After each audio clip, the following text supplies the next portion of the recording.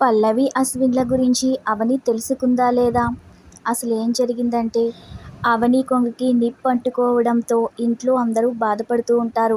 కాలిన చీరతో పూజలో కూర్చోవద్దని చెప్పడంతో అవని చీర మార్చుకోవడానికి పైకి వెళ్తుంది.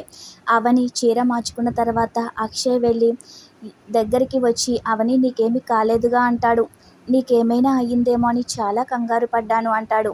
నేను ఏం జరిగినా కూడా బాధపడను, ఎంత సమస్య అయినా ఎదుర్కొంటాను. కానీ నీకేమైనా అయితే మాత్రం నేనస్సలు తట్టుకోలేనని అక్షయ్ అంటాడు.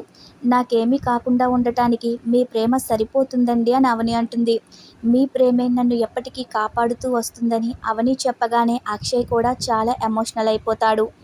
అయితే అప్కమింగ్ ఎపిసోడ్లో అక్షయ్, కమల్, అవని ముగ్గురు కూడా కారులో వెళ్తారు.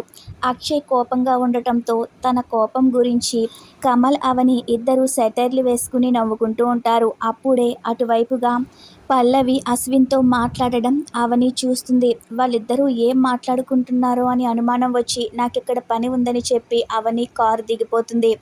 అయితే అశ్విన్ పల్లవిని 20 లక్షలు కావాలి అని అడుగుతాడు. Thanks for watching our video.